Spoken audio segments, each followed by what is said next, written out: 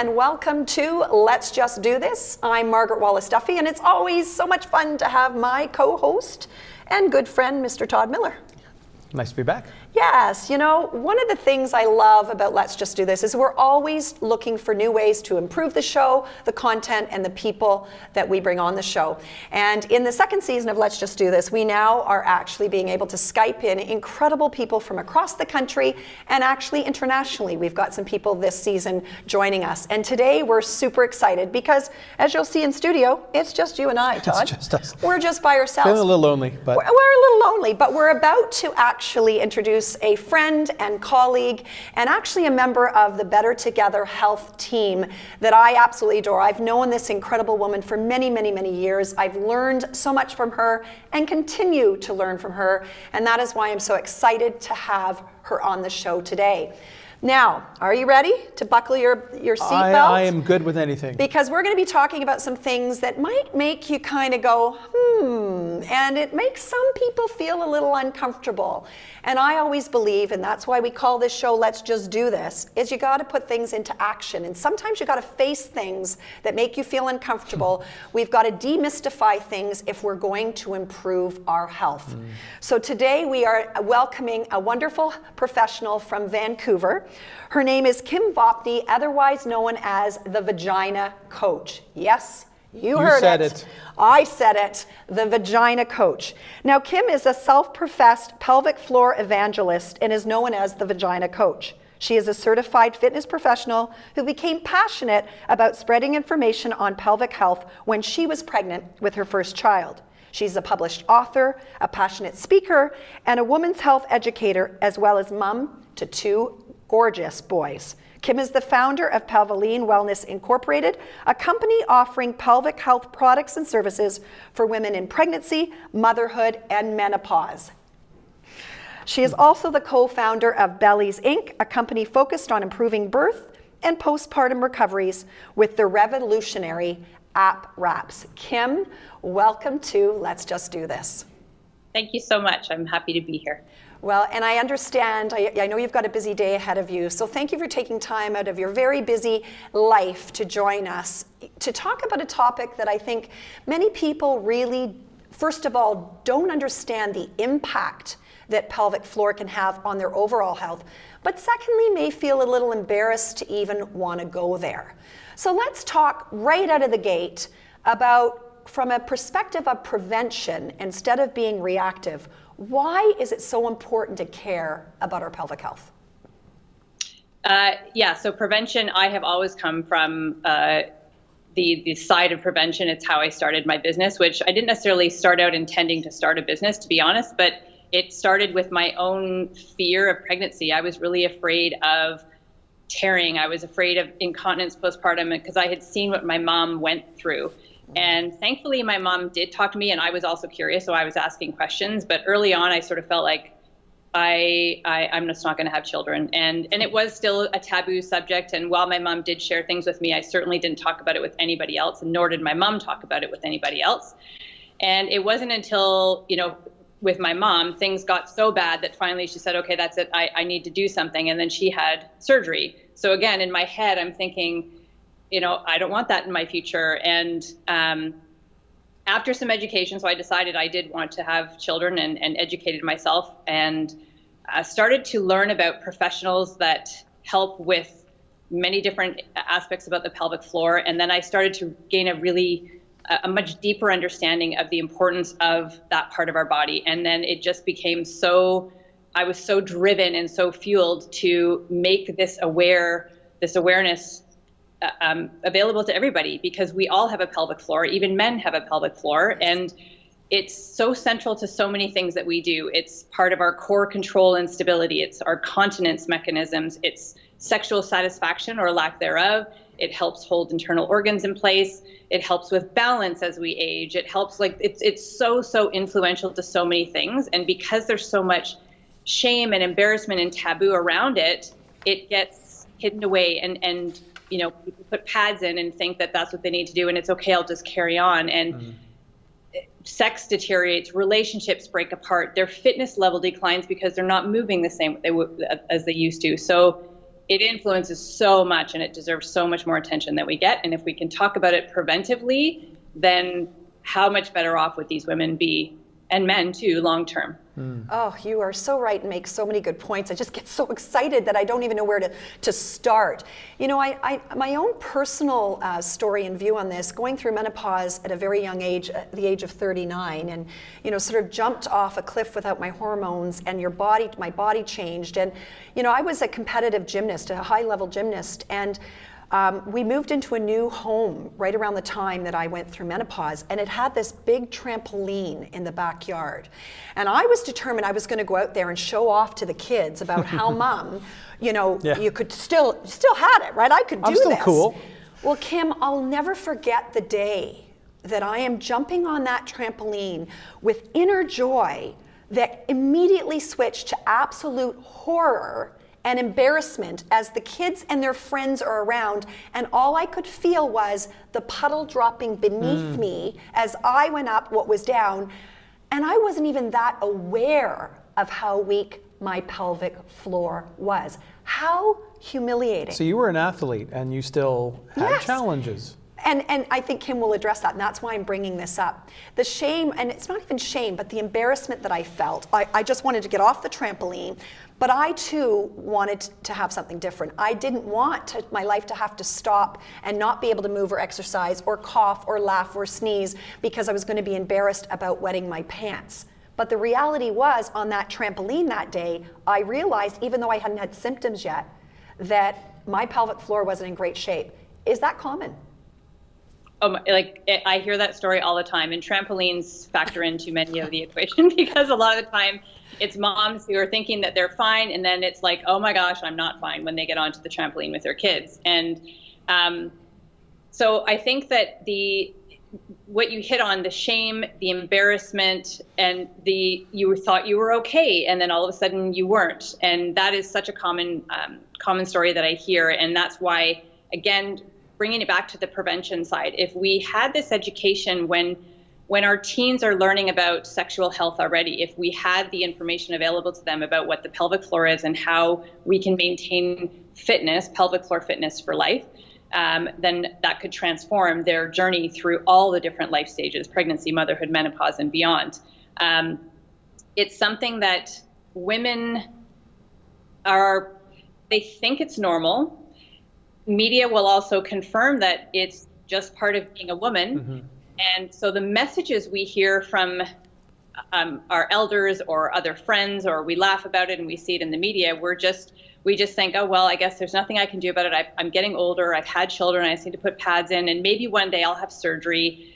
And if they do decide to seek help, similar to my mom, the first person they see is their doctor. And I don't want to discount the role that the medical community plays in this. When surgery and pharmaceuticals are needed, they play an instrumental role. Yes. However, from a first line of defense perspective, there are so many other things that women can be doing ahead of time. And maybe it still points them down the road of requiring surgery, or maybe they still choose it, and that's fine.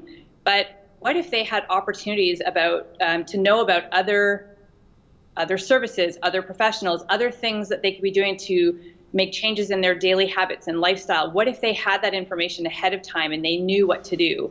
So it's a huge, huge piece of mine. And I really think that, my passion for pelvic floor physiotherapy, I think it's one of the most underused women's health resources that we have.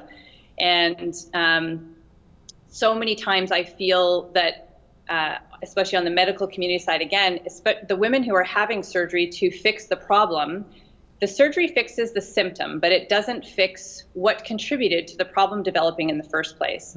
Right. And that's important.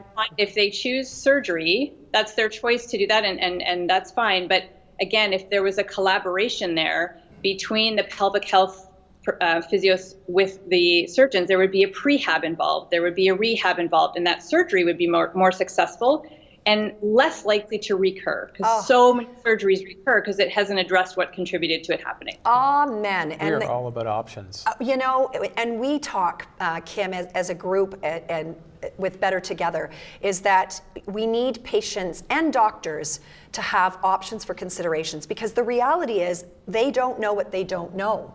And when we do have options, we can play it more, we can be the CEO of our health. And as you said, that collaboration not only can improve the health and the success of a story, at the end story of a patient, but it can also improve actually or decrease the cost to our healthcare system with complications that one might have.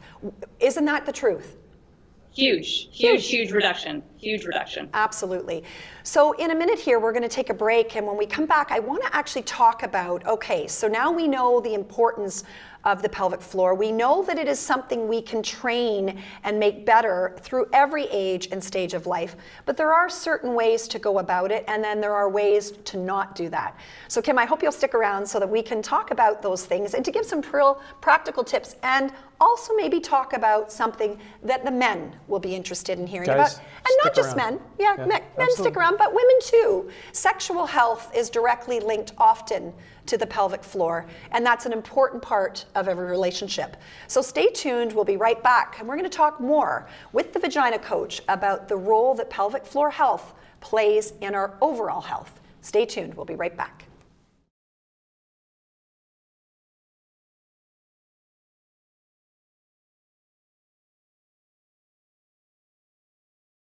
Welcome back to Let's Just Do This. I'm Todd Miller, along with Margaret Wallis-Duffy and Kim Vopni, who is the vagina coach. You mentioned in our first segment you were talking about a physiotherapist, pelvic floor physiotherapist. That went over my head, so could you explain that a little bit more? And I'm sure there's a lot of people that want to know what that physiotherapist does. Yeah, for sure. So I also had never heard of one before, and it wasn't until I started, after I'd had my second babe, and I started to, investigate around.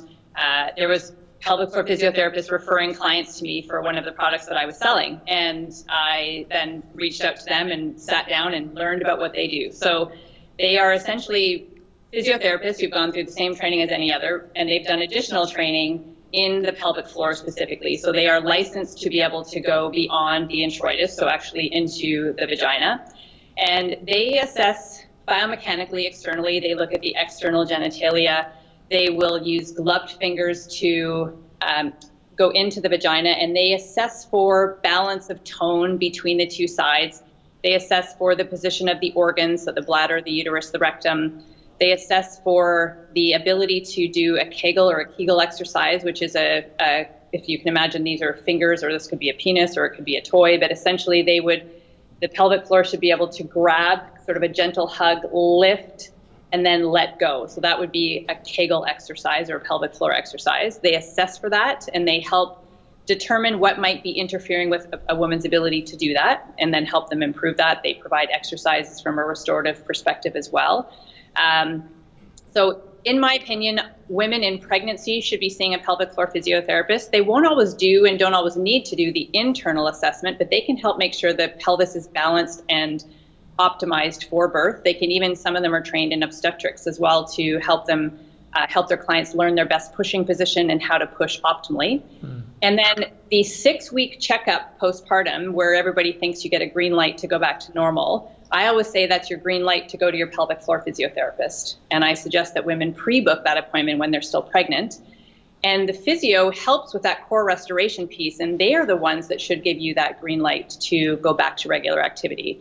And then it's somebody, pelvic floor physio is somebody who, in my opinion, we as women see annually as we age, because we have the influence of life and gravity, and maybe there's been other pregnancies, or maybe there's been car accidents, or maybe who the heck knows what's been happening through that year. Hormones. Yeah, exactly. And our sometimes early stages of pelvic floor dysfunction can sometimes be asymptomatic, or that you might not associate them. They can be back pain. You might associate that with a car accident and not necessarily what's happening in the pelvis. So if we can see somebody that can help evaluate and keep us in check proactively, then we're less likely to get to the point where we really need a lot more help, or we have a bigger hill to climb. Oh, so powerful and easy to implement. You gave so many great tips right in there, and I really appreciate that. Kim, one of the things I love about the work that you do, and it's clearly your passion's coming through the screen all the way from Vancouver. I just love it. But you've gone above and beyond to take that passion to help educate thousands. I really think it's important that we talk about the online program, and I'm going to let you tell them the name of it, because I just love, this girl's a marketing machine in terms of getting people's attention and also making a difficult topic more approachable. You are so approachable and relatable, which I know from the many women that I've referred to Kim from my own personal experiences. That makes a huge difference when we're going through something like this. So let's talk about the online program that's available to women and how they can access this and what they can expect in that program. Sure. I actually have two. So in pregnancy, there's the Prepare to Push program, and that really is birth prep, very specific to the pelvic floor and the abdomen, birth positions, how to learn how to push properly, how to optimize that, perineal massage, postpartum recovery. And then on the other side, I found that while I initially started from that preventive model and had Prepare to Push as my first one, there were so many women coming to me after the fact saying, well, I had my kids 2 years, 5 years, 10 years ago. Can you help me now? And now I have this problem. Right. I didn't know about you then, or what have you. So then I created Kegel Mojo, Kegel, tomato, tomato, you can pronounce it either way. And so Kegel Mojo is really, I'm trying to bring again love, bring more love to the Kegel. People, if they've heard anything about the pelvic floor, they've usually heard the term Kegel or Kegel, go home and do your Kegels.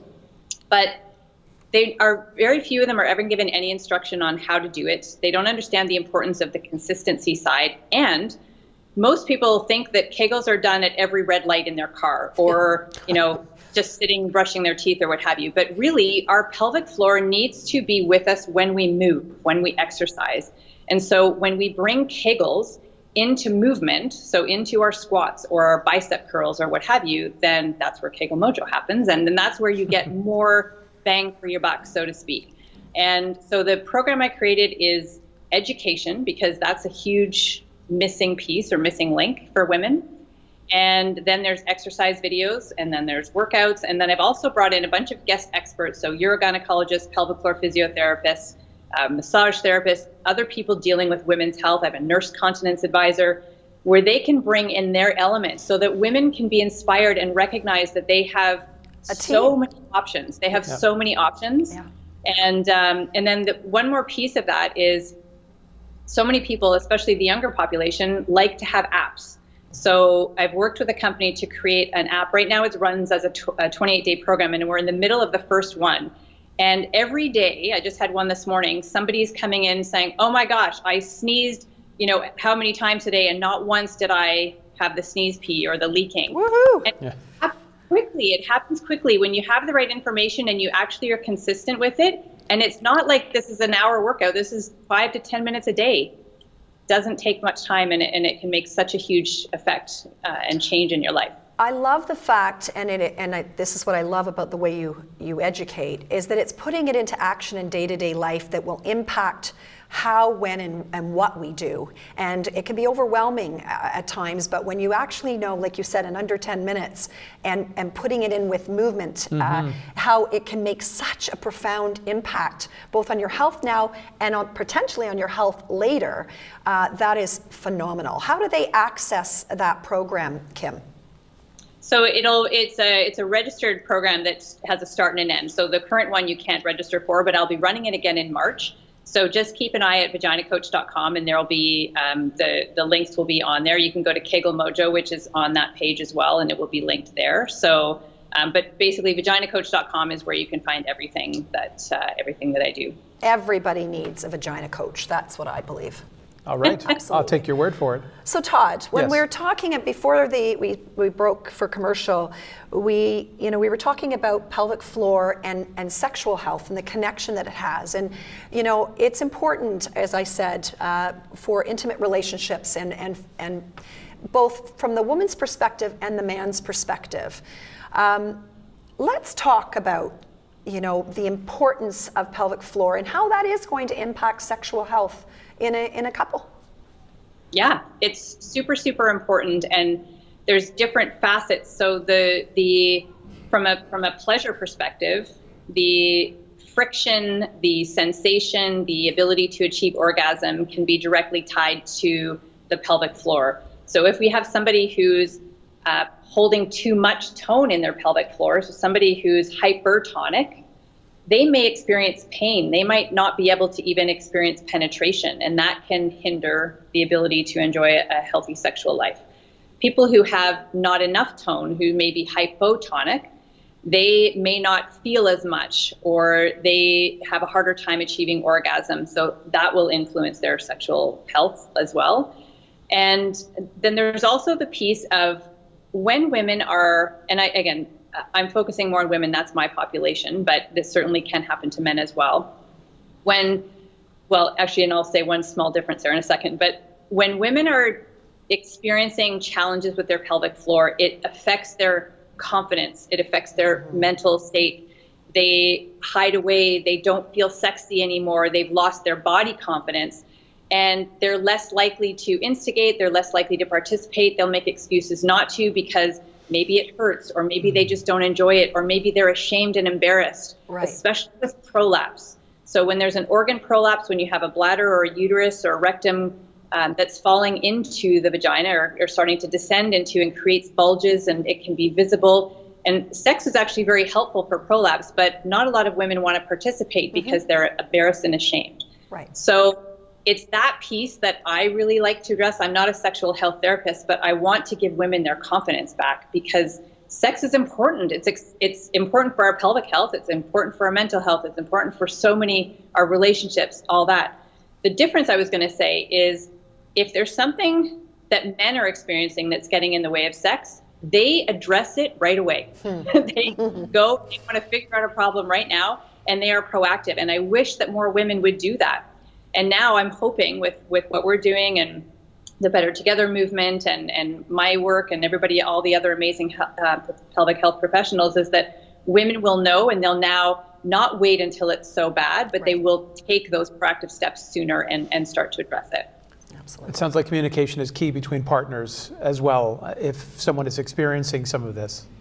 Yeah, I had one of my neighbors actually, he found out what I was doing, and he sent his wife to, I do an event called Kegels and Cocktails, and he sent his wife to that event, and she came home and she went to see a pelvic floor physiotherapist, and he came to me a couple months later and he said, "I am so grateful for you. The sexy panties came back out." Like he said, he said, "I thought she didn't love me anymore," or I thought, so when it's in silence and the woman's ashamed, but she doesn't want to say why, and then the partner is struggling because they think that they've done something wrong, and so it can so easily be changed. Amazing. And that's why, the Better Together movement, this show and communication all work together, because, we talk about, and you said it very clearly, you're not a sex therapist, but when we build a team, and you talked about that in your online program, all the varied professionals that are bringing their expertise together to surround a person with options for consideration, and everybody will need something different. I'm sure that's your experience. Not everybody is going to experience this pelvic floor journey in the same way, and therefore having all of those options are so critical, which is why, I'm so excited to be having Kim on the show and to be looking at how we can all link arms and work together. Who would have thought that with pelvic floor, we're talking about all kinds of a massage therapist being involved. And, one of the things I loved about what you said, and it is so true, that back pain often can just be put off as being simply back pain. I strained my back or what have you. And because I do see tremendous amount of women that are pregnant and in postpartum care, often it can be related to dysfunction in the pelvic floor. And I think that our role is also not just to educate the everyday person, but to also educate healthcare professionals to look beyond the typical, because sometimes, that's where the answers lie. And I'm sure you've seen that a lot. And sometimes it's too late. And when I say too late, they've suffered too much for too long when it could have been prevented. Yeah. Right. Yeah, 100%. Collaboration is key. You said it, I love having a multitude of things in my toolbox, but I don't have everything. Right. But I want to have professionals that I can then refer to so I can get this person the help that they need. Fantastic. Well, we don't have a lot of time left. Is there anything else that you would like everyone to know? You've always got something new up your sleeve, and the dedication that you have to preventative and integrative health is why I'm so proud to link arms with you. Anything you want to leave us off with?